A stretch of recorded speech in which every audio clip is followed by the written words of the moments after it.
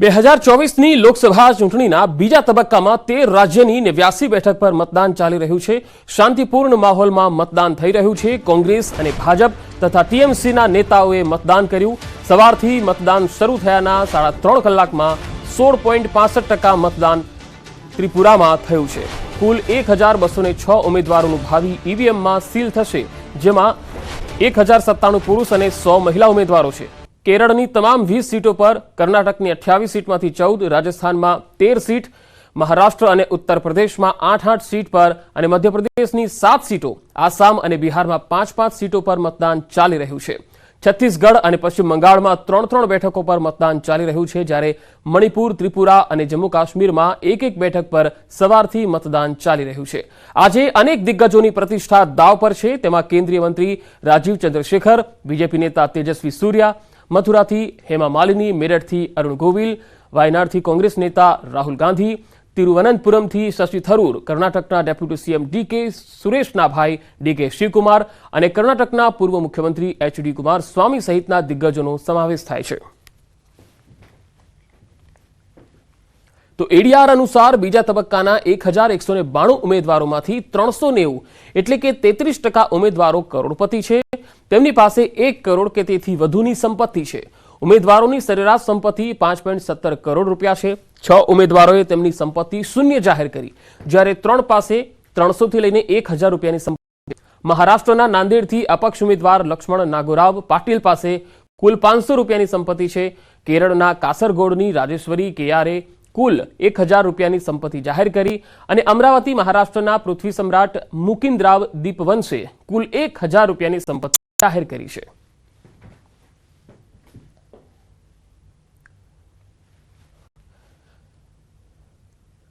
રાજકોટ કોંગ્રેસના ઉમેદવાર પરેશ ધાનાણી પ્રચંડ પ્રચાર કરી રહ્યા છે।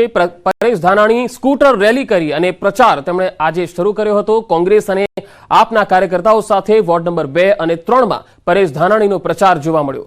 સિનર્જી હોસ્પિટલથી શીતલ પાર્ક સુધી સ્કૂટર રેલી યોજી હતી, જેમાં મોટી સંખ્યામાં કાર્યકર્તાઓ જોડાયા હતા।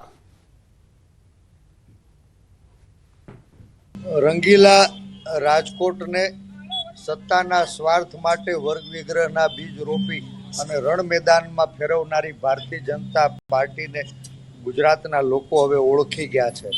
ત્યારે સત્તાથી ઊભી થયેલી અવ્યવસ્થા, એ વ્યવસ્થાને ખાળવા માટે, રાજકોટની આશાઓ અને અપેક્ષાઓને પરિપૂર્ણ કરવા માટે, રાજકોટના હૃદયને જીતવા માટે અમે આ સ્વાભિમાન યુદ્ધની લડાઈ શરૂ કરી છે। લોકસભામાં ભવ્ય જીત માટે ભાજપ એડીચોટીનું જોર લગાવી રહી છે, ત્યારે નવસારી બેઠક સૌથી વધુ લીડ સાથે જીત મેળવવા વિવિધ પ્રયાસો કરવામાં આવી રહ્યા છે। આ વખતે CR પાટીલ અનોખી રીતે ચૂંટણી પ્રચાર કરી રહ્યા છે। ચૂંટણી પ્રચાર રથમાં ગણદેવીના વિધાનસભાના 65 જેટલા ગામોમાં ફરશે અને સાથે જ નવસારી જિલ્લાની અન્ય 2 વિધાનસભામાં પણ વિવિધ ગામોમાં આ ચૂંટણી પ્રચાર રથમાં CR પાટીલ પોતાનો પ્રચાર કરશે। ત્યારે પૂર્વ કેબિનેટ નરેશ પટેલે કહ્યું કે લોકોને વિકાસના કાર્યો અર્પણ કર્યા છે અને તેનો ઋણ ચૂકવવાનો સમય આવ્યો છે। ત્યારે CR પાટીલને 10 લાખથી વધુ લીડથી જીતાડવા માટે અમે સંકલ્પ કરી રહ્યા છીએ।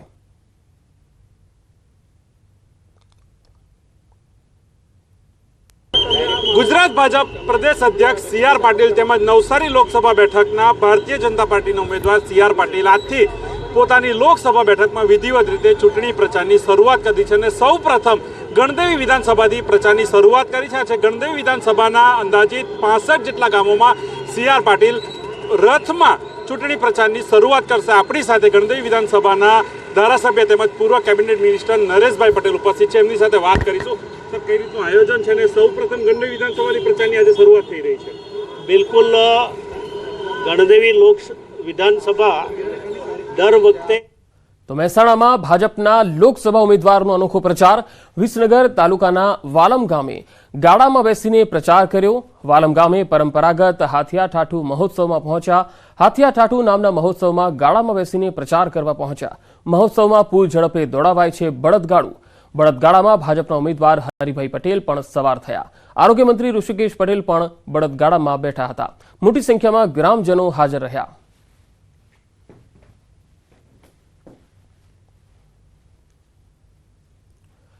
ભાજપના જ ધારાસભ્ય અધિકારીઓ પર બગડ્યા. ચોટીલાના એમએલએ શામજી ચૌહાણની અધિકારીઓની ચીમકી. ભ્રષ્ટ અધિકારીઓ સામે કડક કાર્યવાહીની ચીમકી આપી. ચોટીલાના મધ્યસ્થ કાર્યાલયના ઉદ્ઘાટન પ્રસંગે ધારાસભ્યના આરોપ. ચૂંટણી બાદ ભ્રષ્ટ અધિકારીઓ સામે કાર્યવાહી કરીશું. ચૂંટણી બાદ ભ્રષ્ટ અધિકારીઓ સામે મુહિમ ચલાવાશે.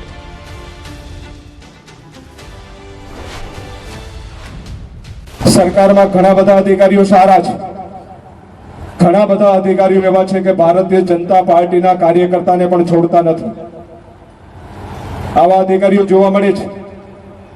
પ્રજા, ખેડૂતો, ગરીબોને હેરાન કરે છે. ત્યારે પણ આ લડત ન્યાય માટે અમારે તમારી પણ જરૂર પડવાની છે. છેલ્લી 7 તારીખની રાહ જોઈએ છે. 7 તારીખ પછી જે ભ્રષ્ટ અધિકારીઓ છે ને પાર્ટીના કાર્યકર્તા, ખેડૂતો અને ગરીબ લોકોને હેરાન કરે છે, એના માટે હું તમને કહું, જબરજસ્ત અમે મુવમેન્ટ ચલાવીને લડત લડવાના છે કે અમે તમારા માટે, તમારા કામ માટે અધિકારીઓ સાથે લડવું પડશે તો લડવા તૈયાર છીએ. ભ્રષ્ટ અધિકારીઓ જે ભારતીય જનતા પાર્ટીના કાર્યકર્તાને નુકસાન કરે છે ને, એના માટે અમારી તૈયારીઓ છે. તો વાહન ડિટેઇન કરવાનો ઉલ્લેખ કરી ધારાસભ્યએ ચીમકી પણ આપી.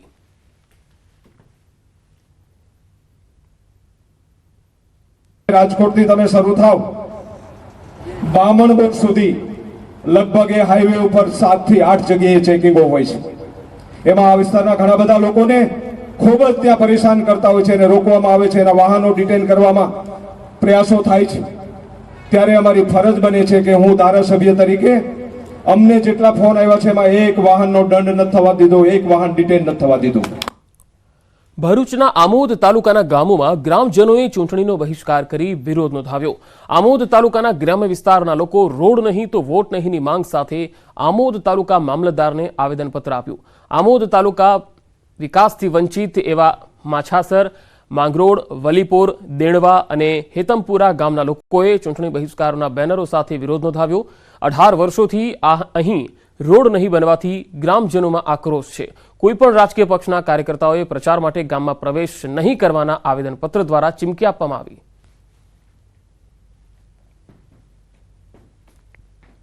આમોદ તાલુકાના આછોદ, મછાસરા, માંગરોળ, વલીપુર, દેનવા, ઈતમપુરાના ગામજનોએ આજે આવેદનપત્ર આપવા આવેલા છે. આ રોડ એટલો બધો ભયંકર ખરાબ છે કે ના પૂછી વાત. 2-4 ફૂટના લાંબા પહોળા ખાડા પડી ગયેલા છે. વર્ષોથી આ રોડ બની શક્યો નથી. આણંદ લોકસભા ચૂંટણી તથા ખંભાત વિધાનસભાની પેટા ચૂંટણીમાં ફરિયાદનો મામલો. ભાજપના મિતેશ પટેલ અને ચિરાગ પટેલે આચારસંહિતાનો ભંગ કરી પ્રચાર કર્યાની ફરિયાદ નોંધાઈ હતી. જે મામલે ચૂંટણી અધિકારી દ્વારા સ્થળ તપાસ કરીને ચકાસણી કરતા ભાજપના બંને ઉમેદવારે પ્રચાર માટે ધાર્મિક સ્થળનો ઉપયોગ કર્યાનો રિપોર્ટ સબમિટ થયો. આ રિપોર્ટ અને પુરાવાના આધારે ચૂંટણી પંચે આણંદ લોકસભાના ભાજપના ઉમેદવાર મિતેશ પટેલ તથા ખંભાત વિધાનસભાની પેટા ચૂંટણીના ભાજપના ઉમેદવાર ચિરાગ પટેલને કારણદર્શક નોટિસ પાઠવી છે. 2 દિવસમાં ભાજપના બંને ઉમેદવારોને નોટિસનો જવાબ રજૂ કરવા જણાવાયું છે.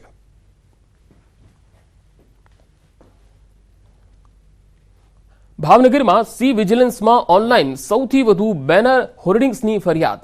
ફ્લાઇંગ સ્ક્વોડની 36 ટીમો હાલ કાર્યરત છે. આચારસંહિતા બાદ 95 જેટલી ફરિયાદો નોંધાયા પછી તમામનો નિકાલ કરાયો. ભાવનગરમાં આચારસંહિતા ભંગ બદલ કાર્યવાહી. મનપાના પૂર્વ ડેપ્યુટી મેયરના ઘરેથી હટાવાયા રાજકીય ઝંડા. મેપાનગર વિસ્તારમાં આચારસંહિતાને લઈ કાર્યવાહી કરવામાં આવી.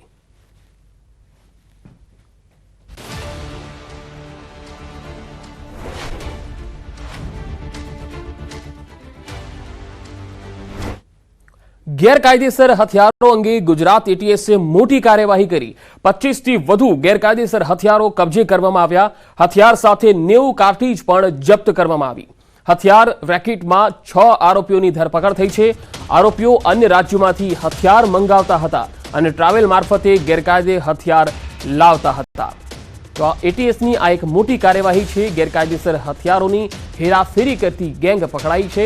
25 થી વધુ ગેરકાયદેસર હથિયારો પણ કબજે કરાયા છે. 90 કાર્ટ્રીજ પણ જપ્ત કરાયા છે. આ હથિયાર રેકેટમાં 6 આરોપીઓની ધરપકડ કરાઈ છે.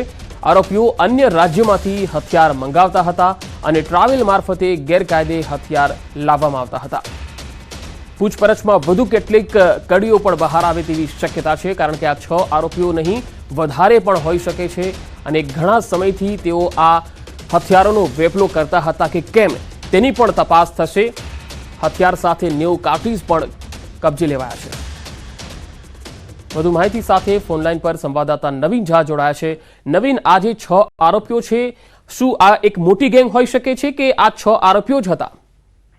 પંકજ, એકચ્યુઅલીમાં અત્યારે જે તપાસ ચાલી રહી છે જેમાં તપાસમાં 6 આરોપીઓ આવ્યા છે, પરંતુ આખી એક મોટી ગેંગ છે, કારણ કે આ લોકો બીજા રાજ્યમાંથી ટ્રાવેલ મારફતે હથિયાર મંગાવતા હતા, કારણ કે ગુજરાતમાં ઇઝીલી હથિયાર મળતું નહોતું. અને હથિયાર બી જે છે 25 જેવા હથિયાર છે, જે સોફિસ્ટિકેટેડ હથિયાર હોવાનું સામે આવી રહ્યું છે. અને પહેલી વાર ATS 90 રાઉન્ડ જે કબજે પણ કર્યા છે. આ લોકો જે MP UP થી આ ટ્રાવેલ મારફતે અહીંયા હથિયાર મંગાવીને અને અમદાવાદ સહિત જે અલગ અલગ જિલ્લાઓ છે સૌરાષ્ટ્રના, તમામ જગ્યાએ આ લોકો વેચાણ કરતા હતા. અને જેમાં જે લાવનાર જે છે તેની પર ધરપકડ થશે, કોને કોને લીધું છે તમામની તપાસ હાલ ચાલી રહી છે. પરંતુ પ્રાથમિક ધોરણે 6 થી 7 લોકોને રાઉન્ડ અપ કરી લેવામાં આવ્યા છે અને 25 જેવા અને 90 રાઉન્ડ કારતૂસ જે છે તે કબજે કરવામાં આવ્યું છે. પંકજ જી નવીન, આભાર માહિતી આપવા માટે.